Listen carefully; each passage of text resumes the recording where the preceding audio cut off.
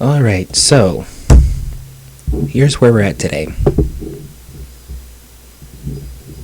Building. Okay.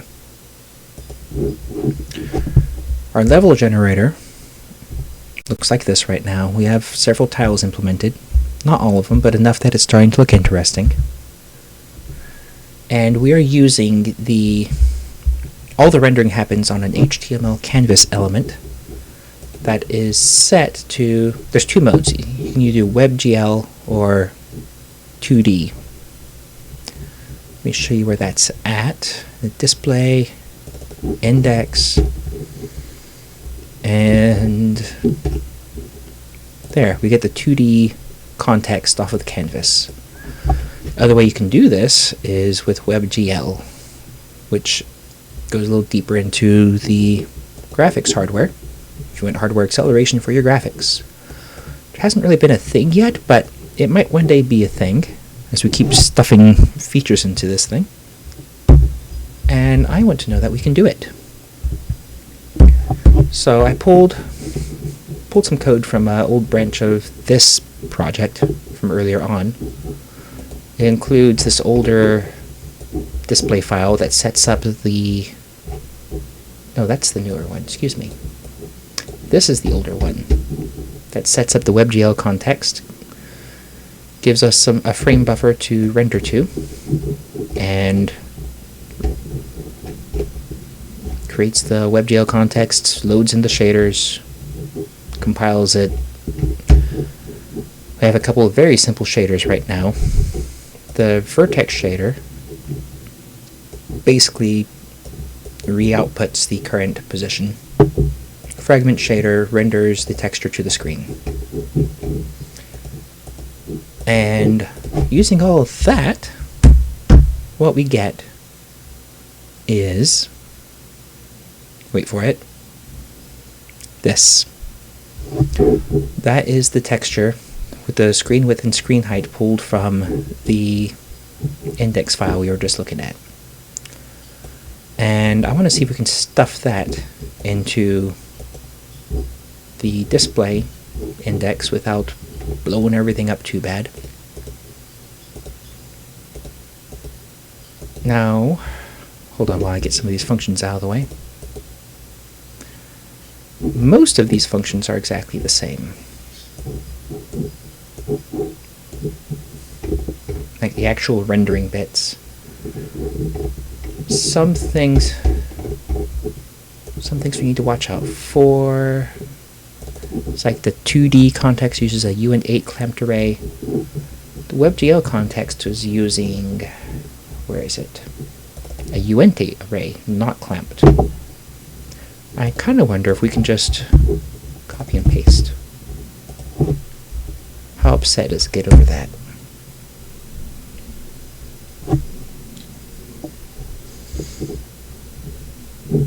Yeah, that just works. So that's cool. And I'm trying to decide. I could make it so I can flip between the two modes, but I think once I get WebGL worked out, I'm probably never going back again.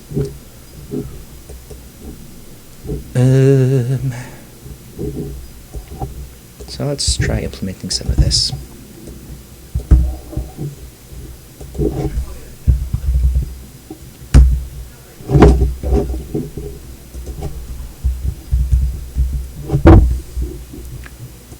For the GL context, we'll need all five of those bits, versus the context 2D, which is all we need for the 2D context.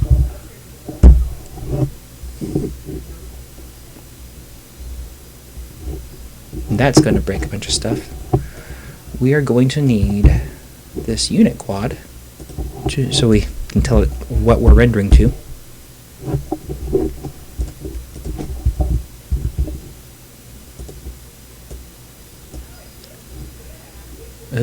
We already have this accounted for. That should be exactly the same. I think.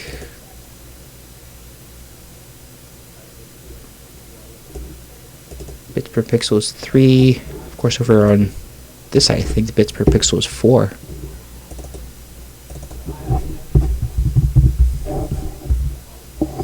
Yeah.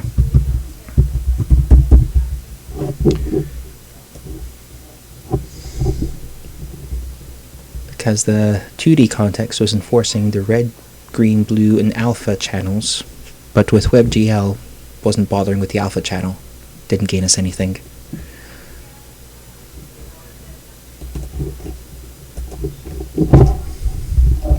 So change that to 3. Set pixel and get offset should be the same.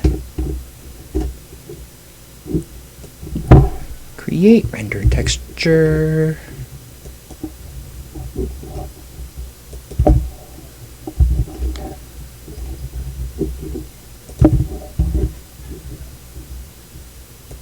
Okay.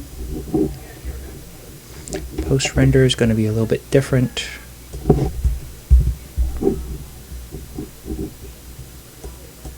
Because instead of writing the pixel data to the canvas, we are writing the pixel data to a texture.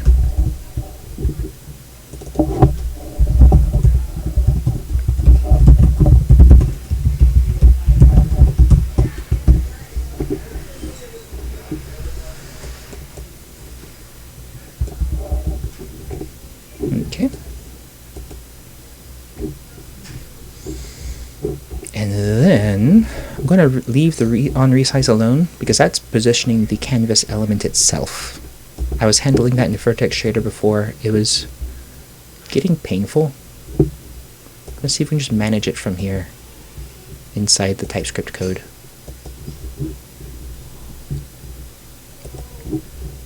Create context. Let's see.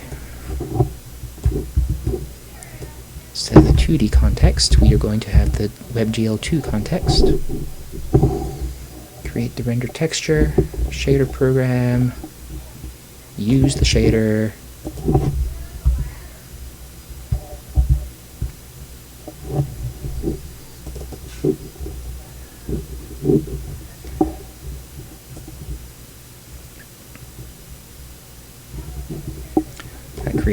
Save the render texture location in the shader and create the vertex buffer that we're rendering to.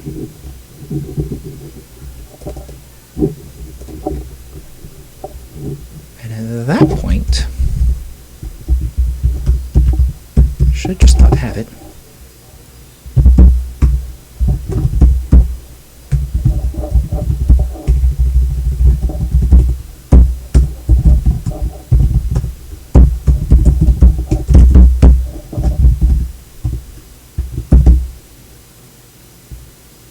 Okay, is that it? That might be it because all our rendering functions are just writing to that pixel array, and that hasn't changed. The only thing that really changed is how we're pushing it out to the screen. So let's do this. Reactivate the game code and rerun.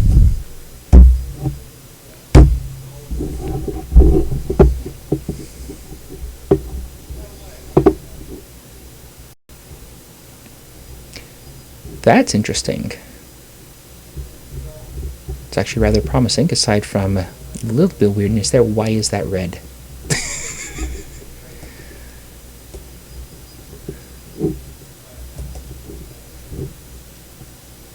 Yeah, why is that red? That is so weird.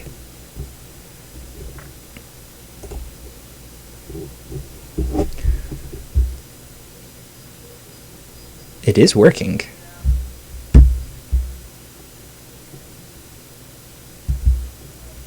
Almost. That is almost perfect. Almost perfect is just painful because it's like you spend 20% of your time making it almost perfect and then 80% of your time making it absolutely perfect.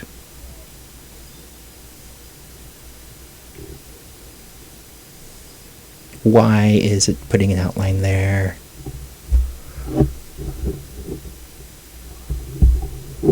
You can see this too, can't you? It's not just me.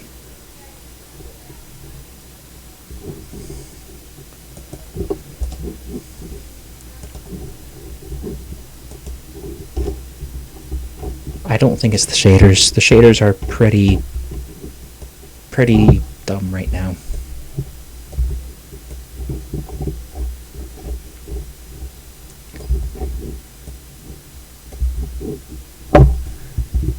In fact, I'm disabling all the code that I'm not using.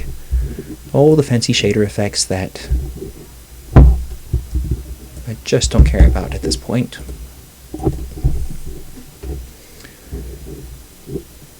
Okay, what's going on with this thing?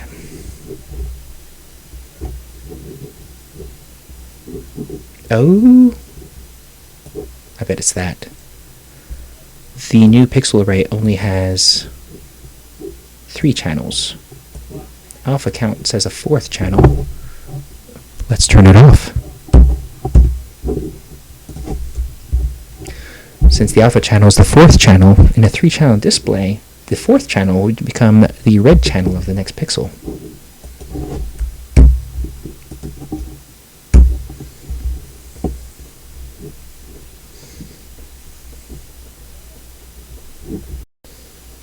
And there you go. Weird outline is gone. Alright. That was surprisingly painless. Surprisingly suspiciously painless. And it does reopen the ability for us to add fun shader effects later on, should we choose to. So that's cool.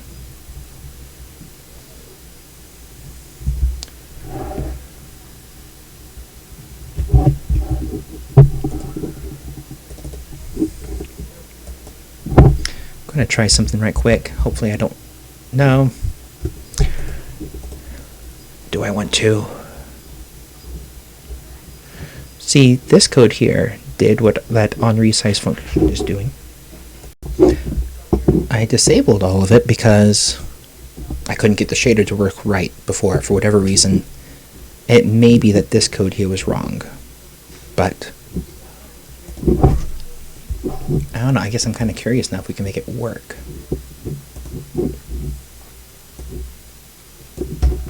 If we're going to do that,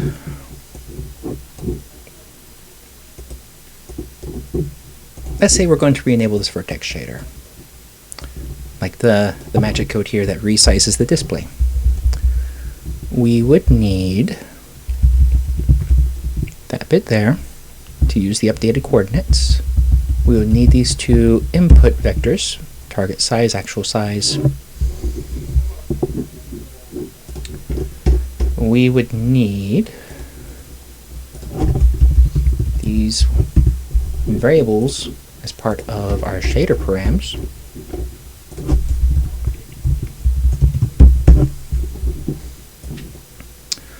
We would need to look them up down here.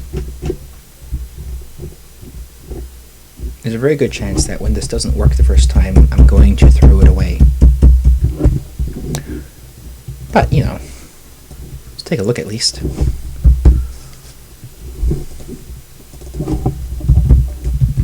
The target screen size never changes.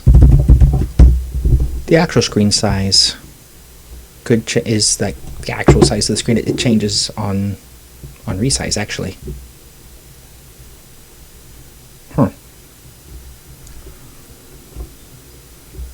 I think that's where I was getting lost before, is what should I resize it to? But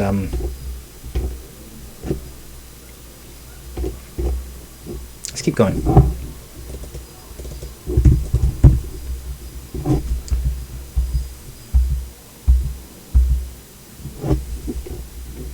In the post render function, passing the actual screen size out to the shader.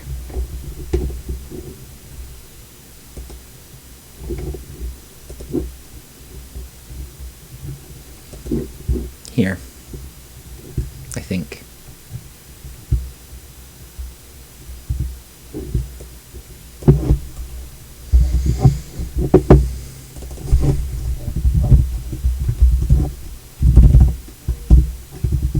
It's either client width and height or just width and height, and I do not remember.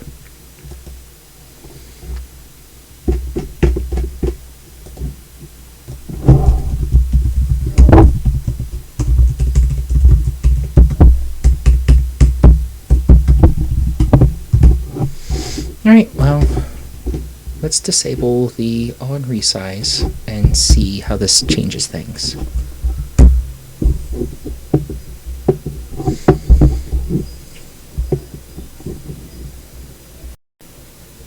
Oh, there it is way up there. That's a change.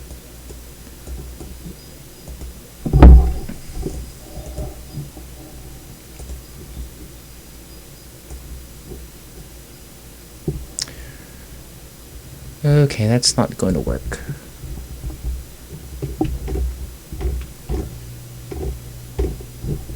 Try one more thing.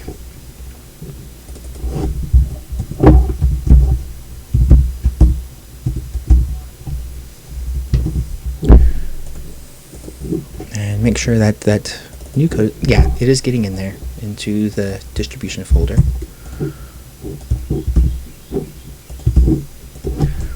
Rerun.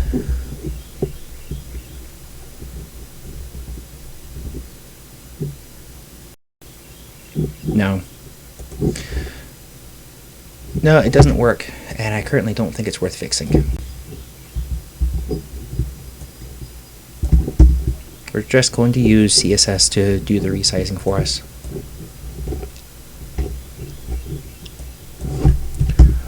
And the performance of that has been fine, so if it's not broke, don't fix it. Sometimes I can't help myself though.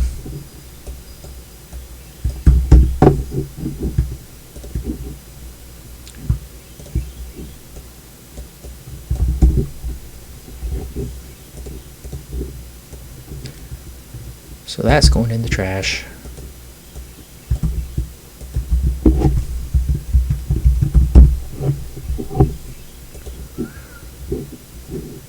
Alright, don't need that now.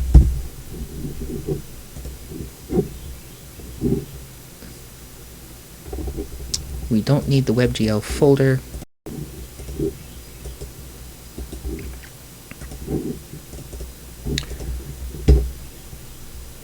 And this should have everything we need in it now.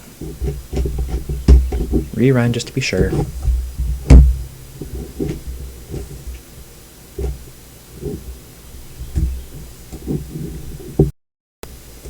Okay, leaving it at that. This is good. It's a WebGL canvas that will help us with performance ultimately.